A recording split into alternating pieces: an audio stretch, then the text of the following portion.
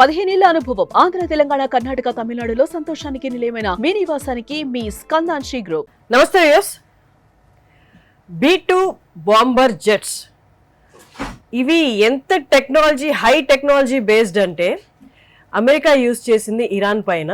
వీటి గురించి మన టాపిక్లోకి వెళ్లే ముందు ఒక్కసారి వీటి గురించి నేను మీకు చెప్తాను. 37 గంటలు ట్రావెల్ చేసింది USA నుండి ఇరాన్కి. ఇంకొకటి ఏంటి అంటే 30,000 పౌండ్ల బాంబుని న్యూక్లియర్ ఫెసిలిటీస్, ఇరాన్లో ఉన్న న్యూక్లియర్ ఫెసిలిటీస్ మీద వదిలేసింది. ఇంతకు ముందు నుంచి ట్రంప్ చెప్తూ ఉన్నారు, నువ్వు నెగోషియేషన్కి రా, లేకుంటే నేను ఇరాన్ని నిర్మూలిస్తాను వరల్డ్ మ్యాప్లో నుంచి అని. ఇంకా నెగోషియేషన్ జరుగుతున్నాయి, వార్నింగ్స్ జరుగుతూనే ఉన్నాయి. వార్ జరుగుతుందో లేదో అన్న యాంటిసిపేషన్లో ప్రపంచం అంతా ఉండగానే రాత్రికి రాత్రి అమెరికా B2 బాంబర్ జెట్స్ని యూజ్ చేసి ఇరాన్ మీద ఈ బాంబుల దాడి చేసి ఎక్కడెక్కడైతే న్యూక్లియర్ ఫెసిలిటీస్ అంటే యురేనియం ప్రోగ్రామ్, ఎన్రిచ్మెంట్ ప్రోగ్రామ్ జరుగుతుందో వాటి అన్నిటినీ నిర్మూలన చేసేసాను అని ట్రంప్ బయటకు వచ్చి వారి వాక్యాలతో కూడా చెప్పారు. ఇంకొకటి, ఇంత పెద్ద bomber jets, B2 spirit bomber jets వస్తూ ఉంటే, ఇరాన్లోకి ఎంటర్ అవుతూ ఉంటే, ఇరాన్ కూడా ఏం తక్కువది కాదు కదా. వాటి radar system, high technology, high power ఉన్న రేడార్ సిస్టము డిటెక్ట్ చేయలేదా? డిటెక్ట్ చేయలేదు. ఎందుకు డిటెక్ట్ చేయలేదు అంటే ఇది B2కి ఉన్న స్పెషాలిటీ. వాటి నుండి ఏదైనా ఫైటర్ జెట్ ముందుకు వెళ్తూ ఉంటే వాటి నుండి వచ్చే వెలువడయ్యే వేడిని కూడా ఇది రెక్కల కింద దాచుకోగలదు. అలాగే దీనికి రీఫ్యూయలింగ్ అనేది ఎయిర్లోనే జరిగిపోతుంది. రాడార్ సిస్టమ్కి ఇది ఒక చిన్న పీజియన్ లాగా, పావురం లాగా డిటెక్ట్ చేయగలుగుతుంది. అంటే రాడార్ సిస్టమ్కి కూడా ఇది కనిపించదు, ఒక పావురంలా కనిపిస్తుంది. రాడార్ సిస్టమ్ని కూడా మభ్యపెట్టగలదు. ఇలాంటి హై టెక్నాలజీని USA తన కోసం యూజ్ చేసుకోలేదు, ఇజ్రాయెల్ కోసం యూజ్ చేసింది. ఎందుకు ఇంత చేసింది USA? ముఖ్యంగా రేపో మాపో నేను పీస్ అవార్డు తీసుకుందాము అనుకుంటున్న ట్రంప్ రాత్రికి రాత్రి ఇలాంటి బాంబుల దాడి ఎందుకు చేశాడు? అది తన కోసం కాదు, ఇజ్రాయెల్ కోసం. మాట్లాడదాం. మనతో ఉన్నారు CHSS founder, director and national security studies subject committee expert chairperson. అలాగే వారితో పాటు వారి టీం, వారి CHSS రీసెర్చ్ ఇంటర్న్స్ ఉన్నారు. డాక్టర్ కన్నగంటి రమేష్ గారు, వారి team.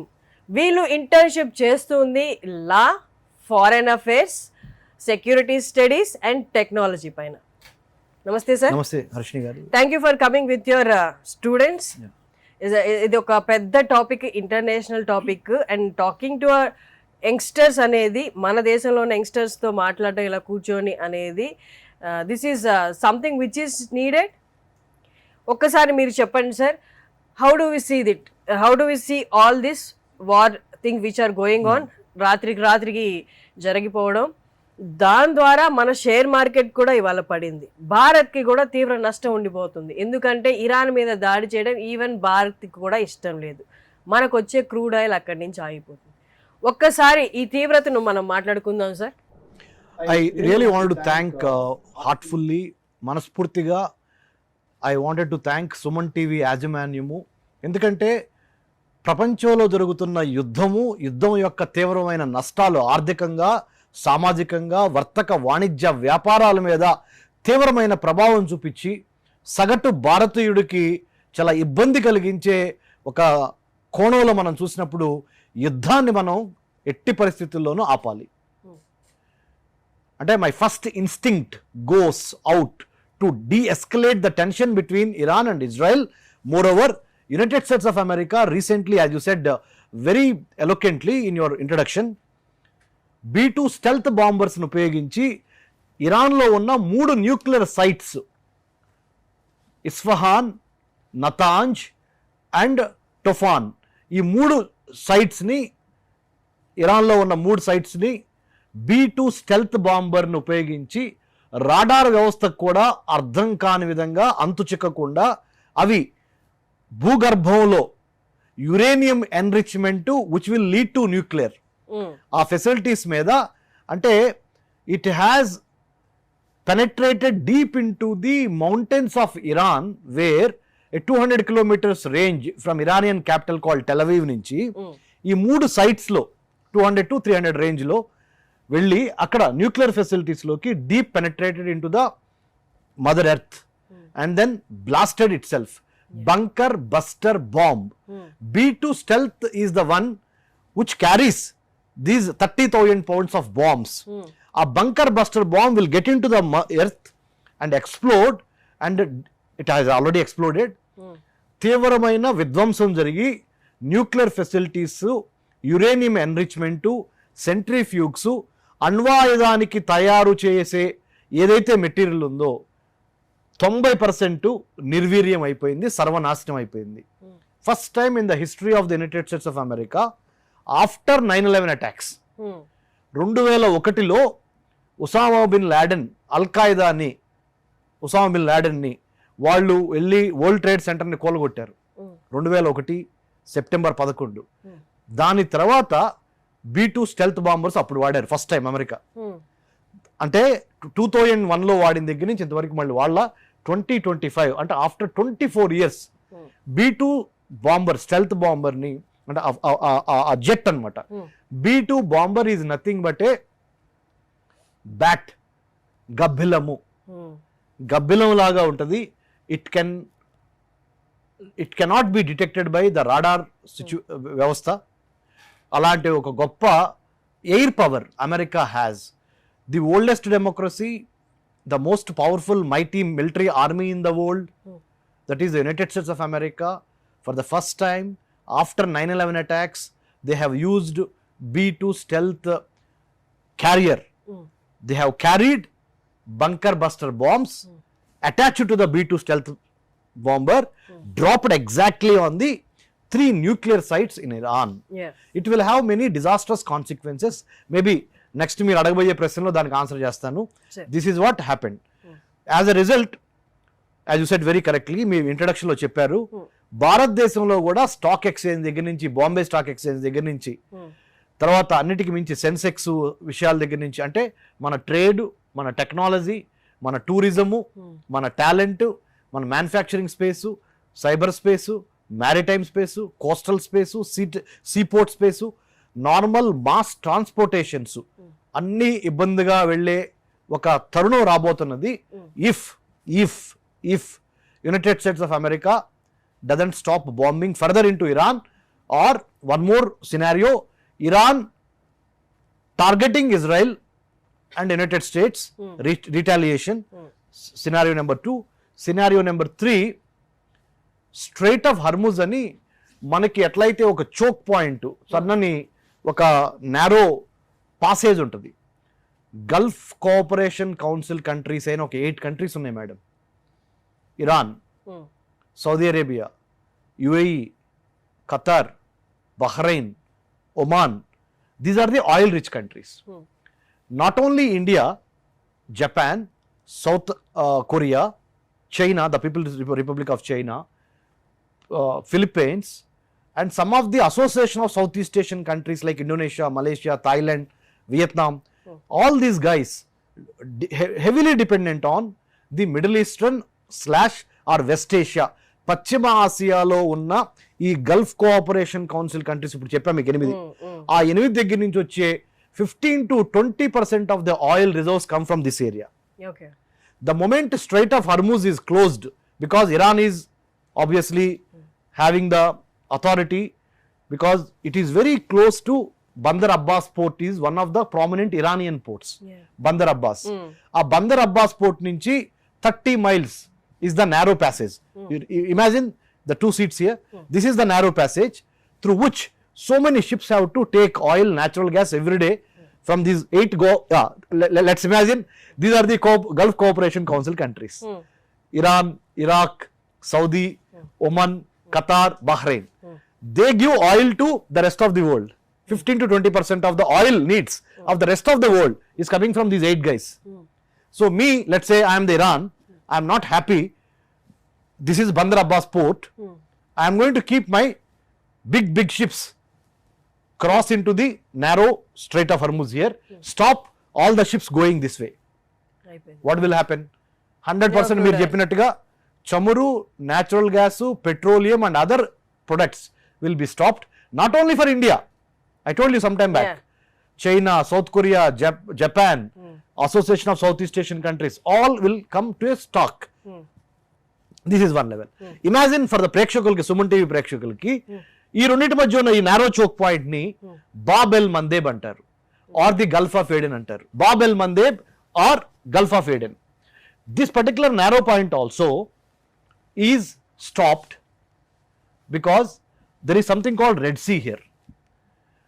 Red Sea, upon the Red Sea you have the Suez Canal. All the ships from Europe, if they wanted to come to Asia, they have to pass through Suez Canal. Suez Canal is dominated by or owned by Egypt. Egypt అనే దేశానికి Suez canal మీద అన్ని rights ఉన్నాయి. ఆ Suez canal కనుక once it is blocked, it was blocked in 1956 once. ప్రపంచం మొత్తం అల్లకొల్లం అయిపోయింది ఈ ఆయిల్ ట్రేడ్ వీటన్ని. ఇప్పుడు సూయజ్ కెనాల్లోకి యూరోప్ నుంచి షిప్స్ వస్తాయి, సూయజ్ కెనాల్ ద్వారా రెడ్ సీలోకి వస్తాయి. From Red Sea Bab el Mandeb strait or Gulf of Aden ద్వారా అరేబియా సముద్రంలోకి వస్తాయి. అరేబియా సముద్రంలో నుంచి ships will go to Hindu మహాసముద్రం.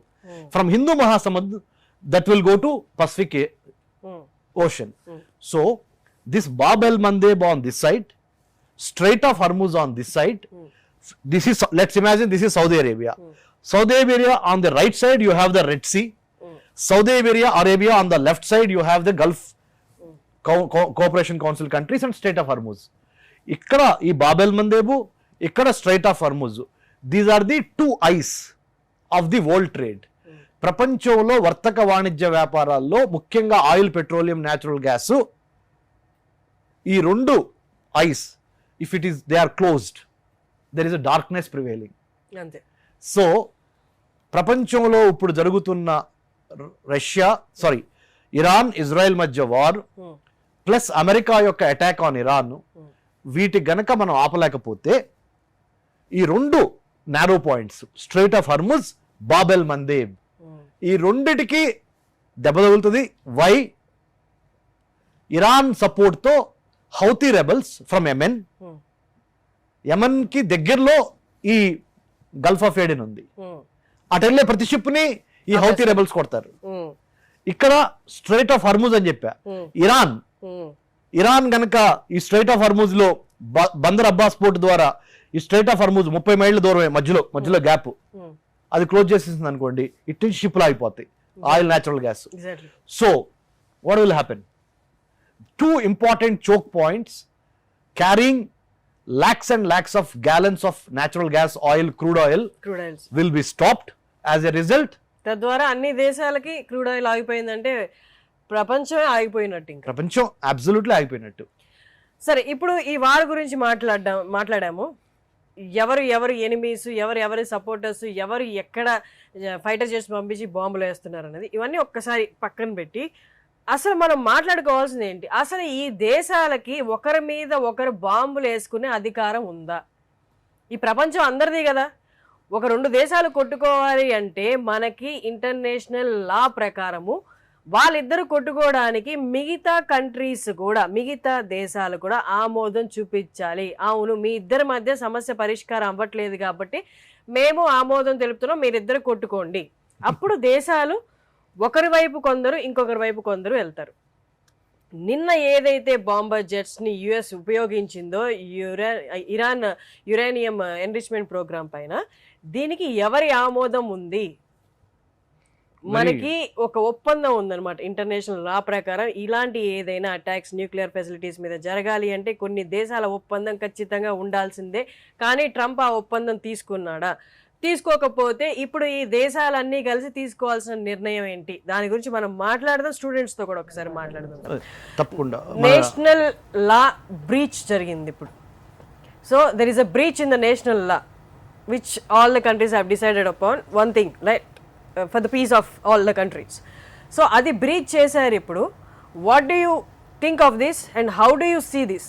I'm Shivesh Mishra. So I feel the problem with the international law is the lack of overarching authority.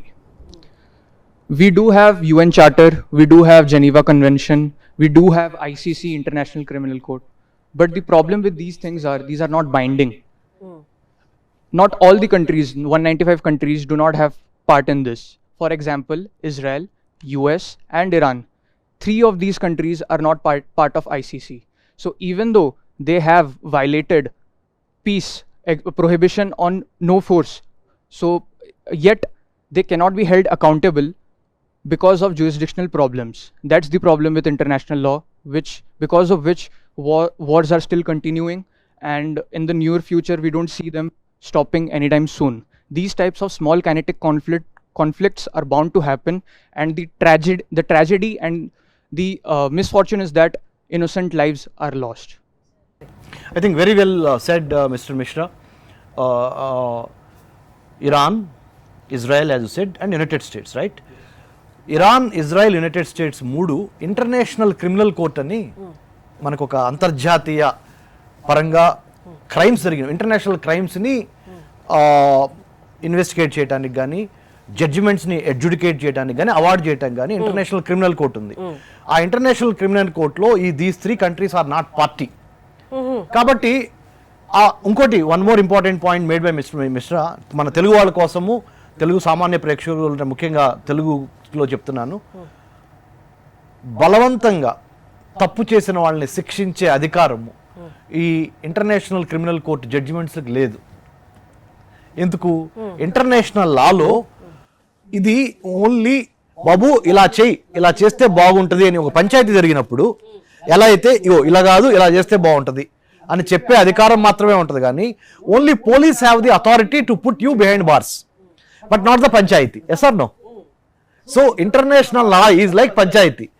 అరే బాబు ఇది మంచిది, ఇది చెడు, ఇది ధర్మము, ఇది అధర్మము, ఇది న్యాయము, ఇది చట్టము, మీరు ఇలా చేస్తే బాగుంటుంది, ఇలా చేయకుండా ఉంటే బాగుండేదని చెప్పే అధికారం మాత్రమే ఇంటర్నేషనల్ లాకు ఉంది. కానీ అంటే suggestive in nature, it only suggest. Yeah, interpole also same. Interpole గురించి చెప్పు, ఇంటర్పోల్ గురించి కూడా చెప్పు ఉపేంద్ర. సో ఇంటర్పోల్ కి అంటే లైక్ ఫుల్ రైట్స్ ఏమి ఉండదు. సో అసలు ఇంటర్పోల్ అంటే ఏంటో మన ప్రేక్షకులకు చెప్పు. International police organization. So mostly like it works with the between the countries. Like ఇప్పుడు అది ఇజ్రాయెల్ ఇరాన్ మధ్యలో యుద్ధం జరుగుతుంది కదా. సో యుద్ధంకి ఎందుకు అవుతుంది, బోత్ ది సైడ్స్ వాళ్ళు ఎవిడెన్స్ కలెక్ట్ చేసి సో దే అల్టిమేట్గా ఒక సొల్యూషన్ ఇస్తారు. So green notice, red notice, yellow notice, blue notice, ఇట్లా మొత్తం 8 నోటీసెస్ ఉంటాయి. సో ఇది ఇంటర్పోల్ అంటే what is trying to say is, ఇప్పుడు ఇంటర్నేషనల్ క్రిమినల్ కోర్టుకి ఎట్లయితే అంటే పులికి పళ్ళు లేవనుకోండి, లేకపోతే గోడు లేవనుకోండి, పులి ఈజ్ నాట్ పులి కదా. సేమ్ వే ఇంటర్నేషనల్ లా అనేది సజెస్టివ్ ఇన్ నేచర్. అరే బాబు ఇది మంచి, ఇది చెడు అని చెప్పి ఇలా నడుచుకుంటే, అంటే మనకు చెప్పాలంటే మన రాజ్యాంగంలో directive principles of state policy, right? So ఏంటి, ఇలా చేస్తే బాగుంటుంది, ఇలా చేస్తే బాగుంటుంది అని చెప్తే గానీ ఆ directive principles of state policy does it have any legal sanction? It's unenforceable in court. Unenforceable అంటే బలవంతంగా డైరెక్టివ్ ప్రిన్సిపల్స్ ఆఫ్ స్టేట్ పాలసీని తెలుగులో ఏమంటామంటే ఆదర్శక సూత్రాలు, ఇది ఒక ఐడియల్ గా, అరే బాబు ఇది జై అని ఐడియల్ గా ఆదర్శవంతంగా మన పెద్దవాళ్ళు చెప్తారు కదా, అట్లానే చెప్పే అధికారం ఉంది మాత్రమే. అంతేగాని చెప్పకపోతే నిన్ను జైల్లో పెడతాను, నీకు శిక్షిస్తాను అనేది ఈ ఇంటర్నేషనల్ లాలో లేకపోవటం మూలాన అది only suggestive and binding. Yes.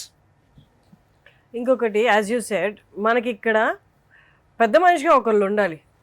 ఒక గ్రూప్ ఆఫ్ కంట్రీస్ ఉన్నా, అది G7 కానీ ఇవేవి దాంట్లో అన్ని కంట్రీస్ లేవు కాబట్టి అక్కడ ఏది జరగదు. మనకి అన్ని కంట్రీస్కి పెద్దన్నలాగా చెప్పుకునే అమెరికానే ఇలాంటి దానికి పాల్పడింది అంటే రీజన్స్ ఏమైనా ఉండొచ్చు. ఫస్ట్ ఇరానే బెదిరించింది, మా దగ్గర ఉన్న న్యూక్లియర్ ఫెసిలిటీస్ ఉపయోగించి యుఎస్ని, ఇజ్రాయెల్ని నిర్మూలన చేస్తామని ఫస్ట్ బెదిరించింది ఇరాన్.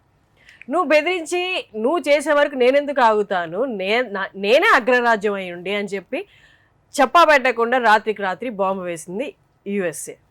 సో ఇది సిచ్యువేషన్. ఇప్పుడు మనం ఎవరిది తప్పు అన్నది చూడడం కంటే వీళ్ళిద్దరు కొట్టుకుంటే ప్రపంచానికి నష్టమే ఉంది. కాబట్టి మీరు అన్నట్టు ఇక్కడ మనం అన్ని డిప్లొమసీ యూజ్ చేసి సాల్వ్ చేయాలి. ఎస్ మేడం, చెప్తానండి. ముఖ్యంగా I think all of you would agree with me if I say this. There are 195 countries in the world. 195 దేశాలు ప్రపంచంలో ఉన్నాయి. Out of which now 3 countries are at war with each other. Let's say United States of America, the oldest democracy in the world. Iran, the Shia dominated Islamic Republic of Iran in the Middle East or West Asia for that matter. పశ్చిమాసియాలో ఉన్న ఇరాను, పశ్చిమాసియాలో ఉన్న the only Jewish state of Israel. యూదుల రాజ్యము ఒకటే ఒకటి ఉంది ప్రపంచంలో, అది Israel. So Israel, Iran, America are at war. Suman TV చూస్తున్న ప్రతి తెలుగువారు అర్థం చేసుకోవాల్సింది 195 దేశాలు ఉంటే ప్రపంచంలో, దానికి ఒక పెద్దన్నగా ఐక్యరాజ్య సమితి అని ఒక పంచాయతీ ఉంటే, ఏదన్నా ఈ 195 దేశాల మధ్య ఏదన్నా గొడవలు అయితే ఐక్యరాజ్య సమితికి వెళ్తాం మనం జనరల్గా. ఒక గ్రామంలో గ్రామ పంచాయతీలో ఎట్లయితే ఒక పంచాయతీ ఉంటుందో, మరి 195 దేశాల్లో 3 దేశాలు కొట్టుకుంటా మిగతా 192 దేశాల యొక్క అభివృద్ధికి, అశాంతికి, అశాంతికి మరి అదొక గొడ్డలి పెట్టలాగా. అంటే what you call, you are not able to achieve development, you are not able to achieve progress, you are not able to achieve economic progress as a result of your fighting. మీరు కొట్టుకొని ప్రపంచంలో ఉన్న 192 దేశాల్లో ఉన్న శాంతిని కాలరాసే హక్కు మీకుందా? Exactly. అమెరికాకి పెద్దన్న పాత్ర, police man of the world, తనకు తానుగా తనకున్న బలాన్ని, it has the military might, it has the economic might, it has the technological might. As a result, America preemptively struck Iran, decimating Iranian nuclear facilities. అమెరికాని అడిగాం, ప్రపంచం మొత్తం అడిగింది, అమెరికాని మీరేంటయ్యా మీరు వెళ్ళి ఇరాన్ కొట్టేశారు, మీకు అధికారం ఎవరిచ్చారు అని అడిగినప్పుడు డెత్ టు అమెరికా అంటుంది Iran. Iran is saying death to America, Iran is saying death to Israel. That's why as the most powerful, the most richest or the powerful or the oldest democracy, అతి పురాతన అతి పెద్ద ప్రజాస్వామిక దేశమైన America సంయుక్త రాష్ట్రాల అధ్యక్షుడైన నేను, Donald Trump, I have to protect the whole world including America, including Israel, my friend, my trusted partner, all weather friend in the Middle East is Israel. So one for all for one. ఒకళ్ళకి దెబ్బ తగిలినా అందరికి దెబ్బలు తగిలినట్టే, అందరికి దెబ్బలు తగిలినా ఒకళ్ళకి దెబ్బలు తగిలినట్టే. కాబట్టి I wanted to apply this principle, one for all for one. So Iran tomorrow, if it goes nuclear and hits Israel, annihilation of Israel, ఇజ్రాయెల్ని అధఃపాతాళానికి తొక్కేస్తాము అని ఇరాన్ అంటుంది. అమెరికాని అధఃపాతాళానికి తొక్కేస్తాము అని ఇరాన్ అంటుంది. ఇరాన్కి ఆ క్యాపబిలిటీ ఉందా లేదా అనేది డిబేటబుల్, బట్ అంటుందా లేదా? కాబట్టి మేము కీడించి వేలించాలని, కాబట్టి I'm going and striking Iran. This is the judgment that America is using, or this is the parameter upon which United States of America is proactively, preemptively attacking Iranian nuclear sites. By doing that, I wanted to bring peace. అంటే బలవంతుడికి మాత్రమే శాంతిని తీసుకొచ్చే దమ్ము, రాజ్యం వీరభోజ్యం అని అంటారు మన తెలుగులో. వీరులదే రాజ్యం. ఎవరికి రాజ్యం దక్కిద్ది, ఎవరికి రాజ్యలక్ష్మి ఎవరికి దక్కిద్ది? ఎవడైతే వీరుడో వాడే. అంటే శాంతి కావాలంటే బలవంతుడు అయి ఉండాలి నువ్వు. Exactly. So that's what America is trying to say. I have power, I wanted to bring peace or by peace. So ఇప్పుడు మనం వెయిట్ చేస్తుంది, ఇరాన్ ఆల్రెడీ డిక్లేర్ చేసింది మేము తిరుగుబాటు, మా రిటాలియేషన్ ఎలా ఉండబోతుంది మీరే చూడండి అని చెప్పింది. కానీ ఇరాన్ అనేది చిన్న దేశం, అమెరికా పెద్ద దేశం. ఇంత చిన్న ఇరాను అమెరికాని ఏం చేయబోతుంది అన్న ప్రశ్న మొదలైతే, ఒక్కసారి మనకి ఇరాన్ వెనక సైలెంట్గా సపోర్ట్ చేస్తున్న దేశాలను ఒకసారి చూస్తే, మనకి ఇటువైపు నుంచి జరగబోయే దాడి, ఇరాన్ నుంచి జరగబోయే దాడి అది కూడా మామూలుగా ఉండబోదు అనేది అనిపిస్తుంది. ఒక్కసారి ఇరాన్కి వెనకుండి సపోర్ట్ చేస్తున్న దేశాల పేర్లు, వాటి సామర్థ్యం. Definitely. I think before I speak, I think I would love to ask my interns, Sir, who do you think are the countries supporting Iran? Like Russia is supporting. Yeah, Russia, China, Syria, okay. Yeah, but still you can Pakistan? say, yeah, Pakistan is playing like a dual role. dual role. Pakistan also is there. Turkey, definitely. Turkey, So we could identify now 5 countries and one more country, North Korea. It's Russia, it's China, it's North Korea, it's Turkey, it's let's say Syria, or it's say Yemen. Yemen is absolutely a devastated country, but still they are mentally or psychologically with these people only, Iranians only, because Houthi rebels are there in Yemen. I think that's a good point you made. Yeah, these are the 5 to 6 countries are behind Iran. But Russia China equally powerful to America. yes, so ఇప్పుడు ఈ retaliation అన్న దాని తీవ్రత ఎలా ఉంటుంది ఒక్కసారి? yeah, Himanshi, what do you think? See, China and Russia are also equally powerful. So Iran, Russia and China, Iran, Russia and China, if like all three of you guys, Iran, Russia, China, you are there. I am United States of America and he is Israel. So You we both are three together. combined. You three are together. So how do you assess like who is stronger? What's your take on it? Russia ఉన్ను China powerful అని నేను అనుకుంటున్నాను sir. ఎందుకంటే army పరంగా చూసినా అలా weapons పరంగా చూసినా టాప్ 5 కంట్రీస్లో టాప్ 2-3 ప్లేసెస్లో రష్యా చైనా ఉంటాయి. సో వెన్ కమింగ్ టు ఇది మళ్ళీ టెక్నాలజీలో కానీ useful weapons, advanced weapons Russia China దగ్గర ఉన్నాయి కాబట్టి రష్యా చైనా పవర్ఫుల్ అనుకుంటున్నాను sir. So USA standing alone as a support to, అంటే యుఎస్ఏ ఒక్కటే ఒక సపోర్ట్గా ఇజ్రాయెల్కి నిలిచి, చైనా అండ్ రష్యా సపోర్ట్గా నిలిచి ఇరాన్కి, ఈ రెండు ఇప్పుడు తలపడితే కన్సిడరింగ్ అంటే మీకు నాలెడ్జ్ ప్రకారం అంటే ఎవరి దగ్గర ఎంత మీ అభిప్రాయం? ఎవరు గెలుస్తారు అని మీ ఉద్దేశం? Tough war, but China and Russia upper hand ఉంటుంది అని అనుకుంటున్నాను. Okay, what do you think? He is saying China, Russia will be in the upper hand. What do you think? So Iran గెలిచే ఛాన్సెస్ ఉన్నాయి. He's saying Iran in collaboration with China, Russia is having upper hand. That's what he's feeling. Yeah.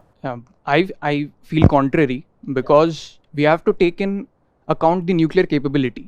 When we are speaking the strategic alliance between US and Israel, we need to take into account both of them are nuclear powers. Whereas Iran, they are like suspected of having nuclear weapons they are making. Russia has More, nukes. yeah. China has nukes. Yes, sir, but I'm coming to that. I'm saying Russia, now Vladimir Putin publicly has stated that Russian civilians are there in Israel and they are working there.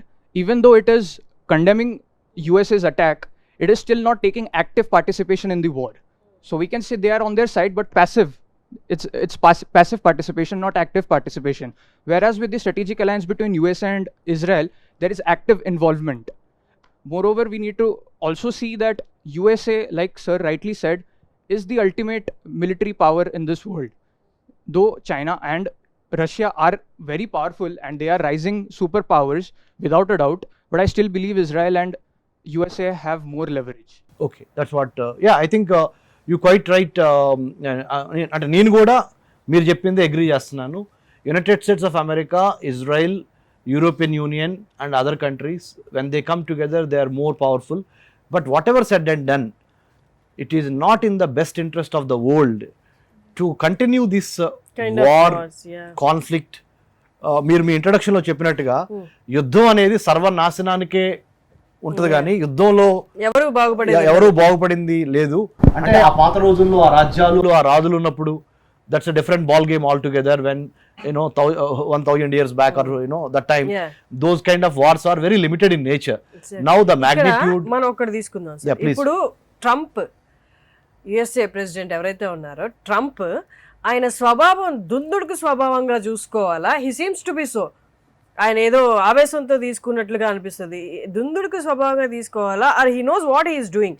తను ఏం చేస్తున్నాడో, ఏం attack చేస్తున్నాడో, దాని రెపర్కషన్స్ ఎలా ఉంటాయో, తిరిగి retaliate చేస్తే మళ్ళీ సామర్థ్యత ఇజ్రాయెల్కి యుఎస్ఏకి ఉందా? వాళ్ళు కనుక కంబైన్ అయితే, Iran, Russia and China combine అయితే రిటాలియేట్ చేయగలిగే సామర్థ్యత ఉందని ఇవన్నీ మైండ్లో పెట్టుకొని చేస్తున్నారా? ఈ just going with the flow.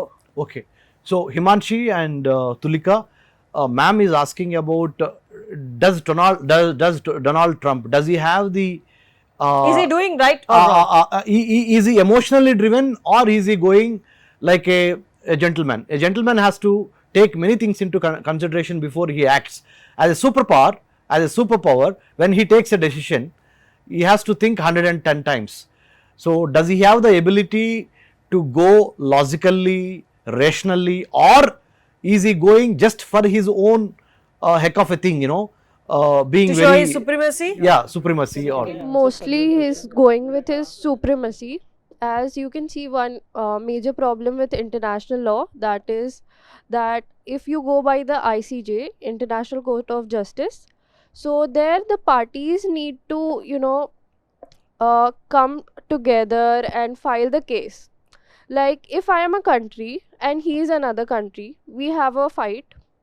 So he is applying to ICJ, and I am saying that I don't accept that jurisdiction.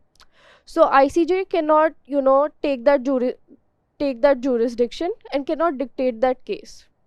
Even if, take for example, suppose that Israel, Iran and America both all of them accept the jurisdiction, all of them go to the court, and there somehow the decision is against Israel and America.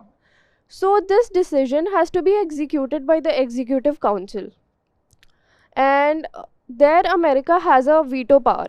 So absolutely it's going to use that veto power, and the decision is not going to apply. Yeah, to that extent you are right, but what we wanted to know from you is Trump and his leadership and his personality, is he doing emotionally the decisions that he has taken without thinking about the consequences and implications of nuking or destroying Iranian nuclear facilities?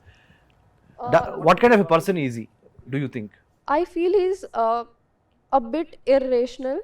A bit irrational, okay. A bit hazy also? Yeah, Yeah. because he is not taking into consideration all the consequences that will go after what he has done. Okay, cool. Himanshi, what do you think? Yeah. Definitely I think the same thing. US is just trying to like show ki he's the superpower and all that thing, and also he's very irrational and bit aggressive in taking the decision of this war. They can opt for other options like peace talk or something like that.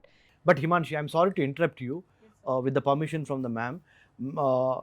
He had given 60 days of time to Iranian leadership, Ayatollah Khomeini, saying that, hey guys, why don't you come for talks? We'll have a meeting about that.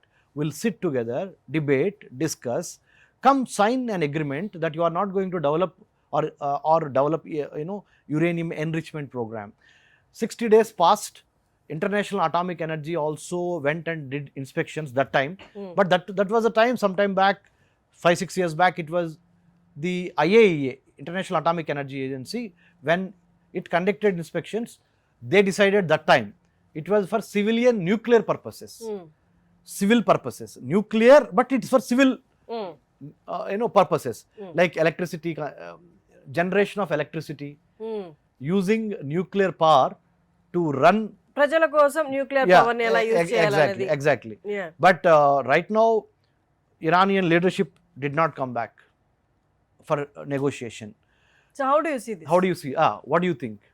I think, yeah, definitely Iran should have considered taking the opinion of other leaders and USA. Other leaders, and because as a war is not between these two countries, it destroys the whole system, and the post-war thing and the trauma is very different for all the countries. And Upendra, you want to say something, and then Mishra. I did my bachelor's in BA Honors Psychology from Delhi University. As a psychologist, dedicated student, so social psychology point of view, అది ఒక quotation ఉంది, war does not begins on the battle field, war begins in the minds of the leader. యుద్ధ భూమి మీద ఎప్పుడు start కాదు, ఒక లీడర్ల మధ్య, అంటే నాయకుల మధ్య. సో మెదడులో స్టార్ట్ అయినప్పుడే యుద్ధం అనేది స్టార్ట్ అవుతుంది. హిట్లర్ కూడా అట్లనే చేసిడు కదా. సో మైండ్లో, అంటే తన మెదడులో అనుకున్నది, సో తను అటాక్ చేయాలని అనుకున్నాడు. So same like Iran and Israel. So ఈ బోత్ ది లీడర్స్ మధ్యలో ఒక డౌట్ క్లియర్ అది ఎరేజ్ అయింది. సో ఆ డౌట్ని వాళ్ళు సొల్యూషన్ కన్సిడర్ చేయకుండా వాళ్ళు ఏం చేస్తారు, డైరెక్ట్ వార్కి దిగిపోతున్నారు. సో బట్ ఆ డౌట్ కాదు, క్లియర్ ఇండికేషన్స్ ఉన్నాయి. ఇరాన్ పబ్లిక్ గా అనౌన్స్ చేసింది, I'm going to attack you, I'm going to erase you death to America, death to Israel. Israel అని డైరెక్ట్ చెప్పింది కాబట్టి there is no doubt. అవును madam. So ఇప్పుడు ఏంటంటే ఇజ్రాయెల్, ఇరాన్, అమెరికా, సో వాళ్ళు ఏంటంటే మా కంట్రీ పవర్ఫుల్ అని అంటారు. So it when this lines, when the cross the lines నా, so this is called the narcissism. So ఎప్పుడైతే వీళ్ళు ఇప్పుడు బిహైండ్ వెళ్ళిరు అనుకో, సో యుద్ధం అనేటిది మొదలవుతుంది మేడం. సో ఇంకోటి ఏంటంటే ఈ యుద్ధంలో పీస్, శాంతి తీసుకురావాలంటే, సో మనం ఒక క్యారెక్టర్, క్యాలిబర్, కెపాసిటెంట్, conduct, dedication, devotion, dynamism and ఇట్లా ఈ క్యారెక్టర్స్ ఉన్న నాయకుని ఎంచుకోవాలి. Who do you think possessing all those characters right now? Which country's leader is possessing all those now? So no, I think no one is there. Yeah. So we have Upendra, once you become, you have all the qualities. He's feeling something. Modiji గారు ఉన్నారు. Modi, you feel Modi, sir. You think Modi can bring peace between Iran and Israel? Ma'am I can answer for that. So ఇప్పుడు ఏంటంటే మనకి Israel Iran మధ్యలో మంచి ఒక bilateral relations బాగున్నాయి. So ఇప్పుడు మనం ఇజ్రాయెల్కి పూర్తిగా సపోర్ట్ చేయలేము, ఇరాన్కి పూర్తిగా సపోర్ట్ చేయలేము, ఇట్లా మిజైల్స్లో అయినా డిఫెన్స్లో అయినా. సో ఇప్పుడు ఏంటంటే ఇరాన్ ప్రపంచం మొత్తం క్రూడ్ ఆయిల్లో ఎక్స్పోర్ట్ చేసేది ఇరాన్. సో ఇజ్రాయెల్ మనకి ఇంతకుముందు వార్లో సపోర్ట్ చేసింది. But again, you coming to diplomacy. I don't want diplomacy వద్దు. Who is that hero who is going to stop all this? అది అలా ఎవరైనా ఉన్నారా? He wants to every share year- something. Nobel prize peace మీద ఇస్తారు madam. So all the Nobel winners who came, like who won the Nobel Prize on the peace, so they have to come to the like Okay, that's a point. Yeah, బాగుంది ఆ point. Nobel ఎవరైతే piece winners అందరూ ఒక సమావేశం పెట్టాలి madam. So దీనికి ఈ సమావేశంలో ఎవరు కానికులు, సో వాళ్ళందరినీ ఒప్పందం చేసుకొని సో లాస్ట్ ఒక యుద్ధం ఆపే సొల్యూషన్ పాయింట్ ఆఫ్ వ్యూగా. బట్ ప్రాక్టికల్ గా చూసినప్పుడు అది వర్కౌట్ అవుదా? నోబెల్ పీస్ ప్రైజ్ విన్నర్స్ అందరూ, even if they come together, even they give a declaration saying that stop war, who is going to listen and who is going to enforce that? Mishra. See, from a common man's perspective, war is always bad. Innocent lives are lost. There is tragedy. Civilians suffer a lot. People who do not actively engage in war, they lose lives. That is bad. But when we trace the history of America, United States of America, they have always advocated offensive realism. What is offensive realism? Being the strongest military power in the world, they will act as a watchdog.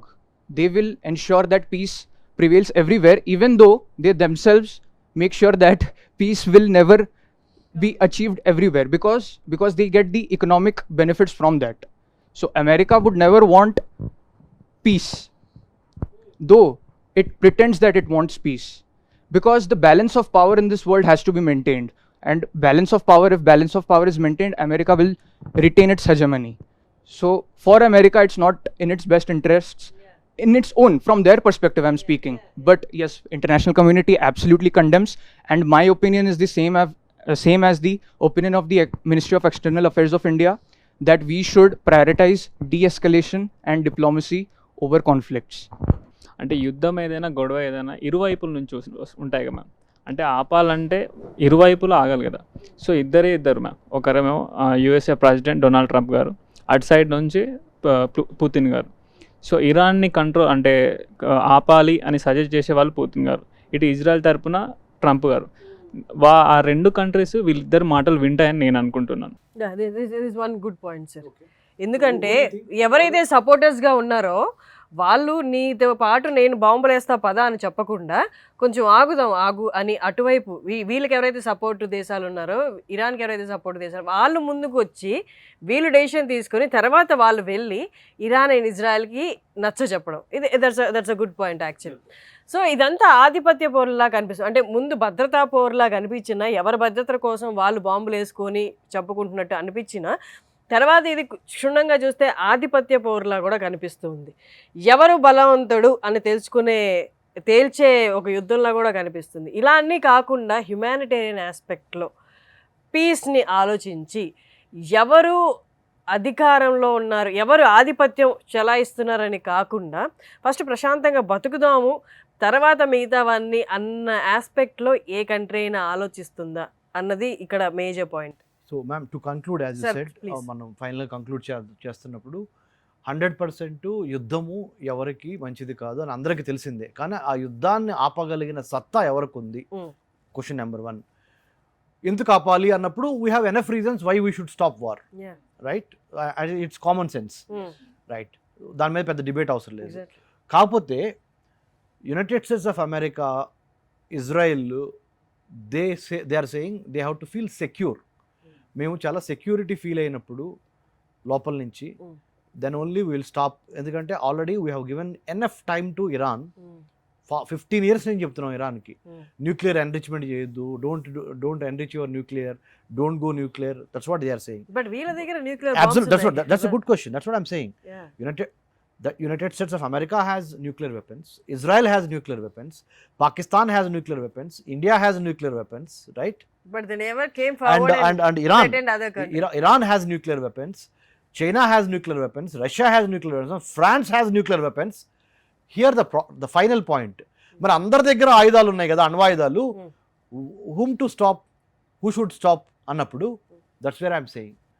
Intent, content and character of a personality or a state determines whether they should possess a nuclear weapon or not. What does it mean?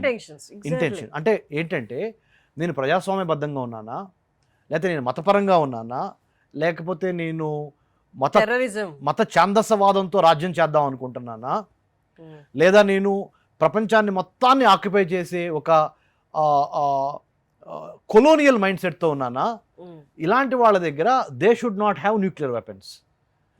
Okay, see nuclear having a gun by a police man, how can you apply the same logic having a gun by a criminal? Criminal must not have a gun. A policeman should have a gun. Here, who decides who is a policeman? Again, the second question. ఎవరు నిర్ణయిస్తారు మీరు police man అని? ఎవడిచ్చాడు నీకు అధికారం? Who has given you that power to decide you should have nuclear weapons? The answer to that is track record. మీ రాజ్యము, మీ దేశము last 50, 60, 70 or 100 years లో how many times you have invaded other countries? How many times you have exploited other countries? If you are having that kind of mindset, then you should not have nuclear weapon. Then if that should be considered, only India should be having nuclear. That's what I'm saying. Because we invaded no country. India, Bharat, BHARAT, building a autonomous and harmonious Raj to advance trade, technology, tourism and talent and to destroy terrorism.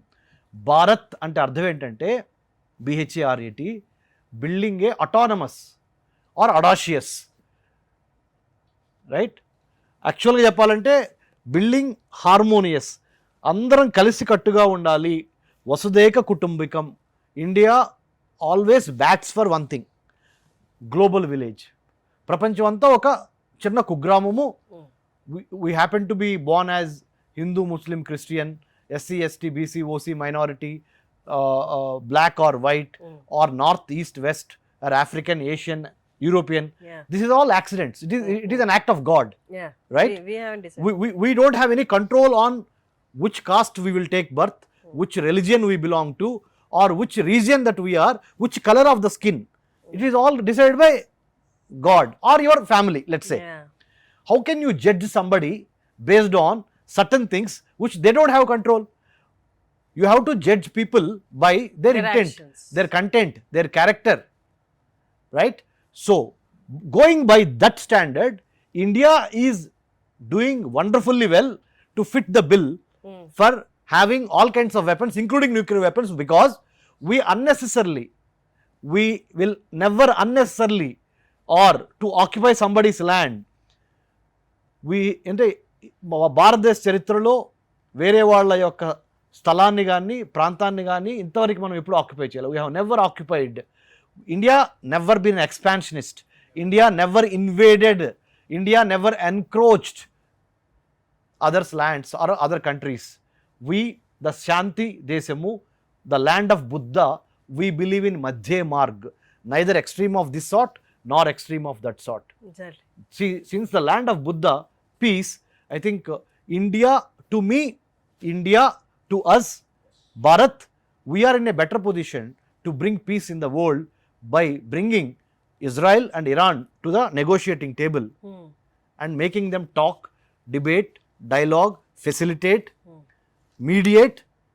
భారతదేశము ఆ న్యాయకత్వం తీసుకొని ఇరాన్ని, ఇజ్రాయెల్ని ఒక చోట కూర్చోబెట్టి మాట్లాడగలిగిన శక్తి, సత్తా, అర్హత భారతదేశానికి ఉంది. ఎందుకుంది అంటే భారతదేశం చెప్తే ఇరాన్ కూడా ఇనే స్థాయిలో ఉంటుంది, భారతదేశం చెప్తే ఇజ్రాయెల్ కూడా ఇనే స్థాయిలో ఉంటుంది.